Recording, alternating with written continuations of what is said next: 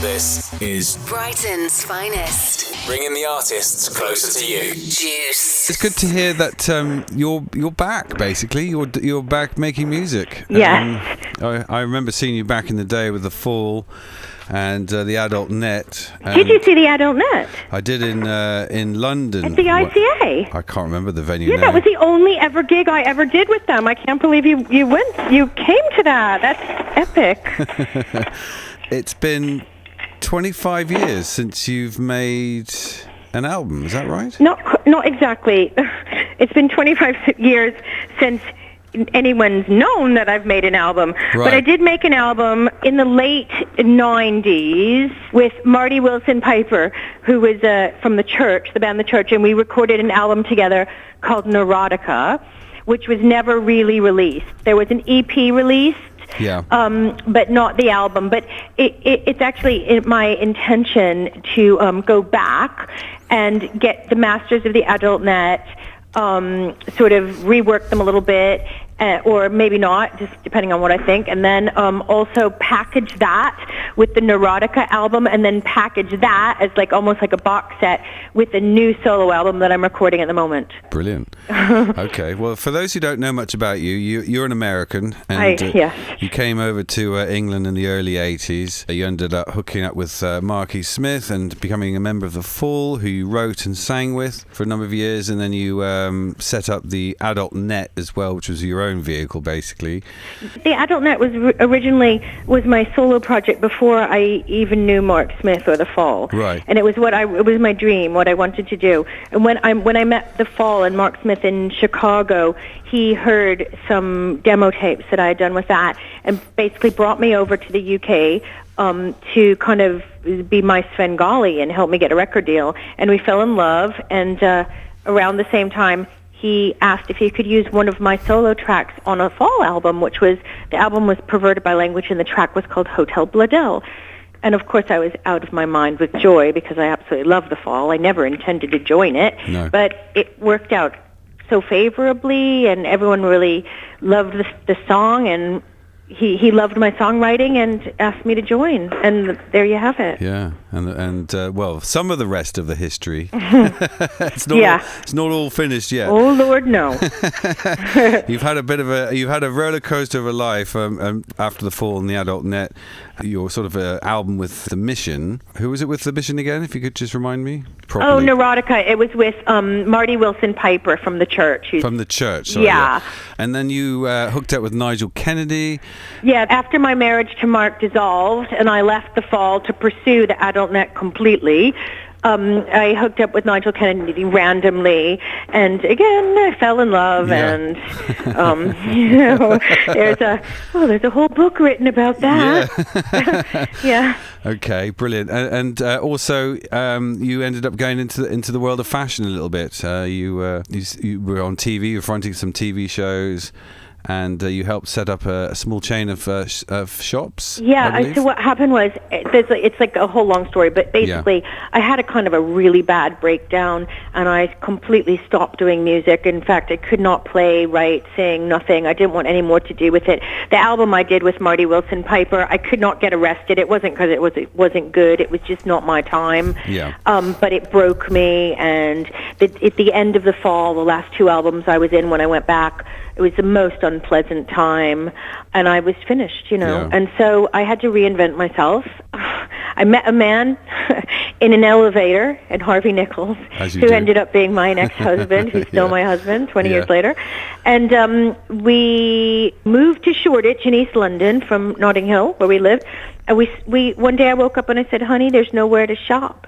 And he said, I know, why don't we get a tiny little shop on a back street in Shoreditch, which was literally wasteland practically, and let's fill it with things we love. So we started our first store, which was called Start, and from there, I don't know, I have some weird gift where I can look at women and men and know exactly what jeans will suit them in one go. It's like a carnival trick. I don't know how I know, but I got to be known as a jeans expert, and from there, TV production companies came and put me on a film talking about stuff, and I got this massive job on Channel 4 co-presenting Gawk's Fashion Fix with Gawk One, which I did for 4 years. And then I went on to front 7 different series.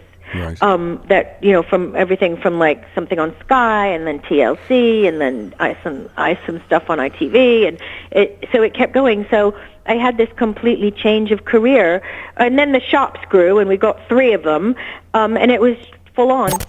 Brighton's finest. Jeff Hemmings. Jeff Hemmings. This is Juice 107.2. Brighton's finest. Bringing you pretty much up to the present. After doing the shops for 13 years and TV, I had always wanted to write a book really badly about what it's like to be an upper-middle-class American girl joining a post-punk Manchester working-class band in the 1980s, my story. And I started writing this book, and I got a publishing deal with Faber and Faber, and the book became The Rise, the Fall, and the Rise. And then somehow, through the magical act of actually writing the book, it opened the creative channel for my music again. And I began to secretly start playing. And I played and played in secret, and it felt so good. And the voice that came out of me was this, it wasn't like the strangled angel voice of the adult net of the 80s. It was like a strong, empowered woman who had lived and seen life and lost and won and all the things, and it just came out, and I couldn't believe it. I was like, where has this voice come from? And at the same time, Steve Hanley, from the bass player from The Fall for 20 years, who I worked with forever, wrote a book himself, and I went to the book launch. We reconnected, and he had a band on stage playing songs, and I said, why didn't you ask me to play? And he said, I never thought you would. And I said, I'm playing again. And he said, why don't we just get together and jam? And that was the beginning of The Extricated. That's brilliant. That's such a great story, isn't it? I love that story. Such a great story. And it's you know what, Extricated is amazing because it wasn't a band. We weren't like, hey, let's form a band. It was just so organic. We were doing it because we loved it, and it was fun, and it sounded and felt so good, and people really cottoned on to it very, very quickly, and it felt good to the audience too. And when you're getting that kind of feedback, and when you're giving it out and they're giving it out, it's just a perfect circle, Okay, so hence the band, Brix and The Extricated, which features yourself, Steve Hanley, who was the bass player for The Fall for 20 years. 20 years. His brother, Paul Hanley, who was the drummer in The Fall. Steve Trafford, who was in The Fall during not our period, but the Fall Heads Will Roll period. And Jason Brown, who is Steve Trafford plays guitar, and Jason Brown also plays guitar. And they're both extraordinary. And with our guitars, and I play guitar too, so we have 3 guitars. But Jason and Steve, instead of having lead and rhythm, what we do in The Extricated is we have like conversational guitars, so they're always balanced the same, not one louder or softer, and they literally work together, and it's quite an amazing dynamic. Okay, brilliant. Yeah, the album's great. I've been listening to it quite a lot the last couple of days since I got an advanced copy. Great. And obviously some of the songs on here are songs that the Fall recorded that you were involved with, or you helped to write. Okay, so with the Fall stuff, those were songs that we wrote. And we as songwriters felt that we had the right to take those songs and reinterpret them. And in certain cases for me, so I wrote Hotel Bladel in L.A., they were never done in the way that I heard them in my head, So I wanted another crack at them as a songwriter, and we decided that we could do that. Everything with The Extricated including, Hollywood was originally, the riff was brought in by Paul Hanley, but with The Extricated, we split everything 50-50, and we co-write everything. So what happens is the boys get together in Manchester, work out the music and like all the bones and structure of the song, and they send it to me in London, and I write the melody and the lyrics, and that's the recipe for how The Extricated work. Okay. Now you're going to be doing a little tour of the UK. Well, you got some big shows coming up, a couple with the Jesus and Mary chain, but then in November you're doing your own sort of headline tour, I guess.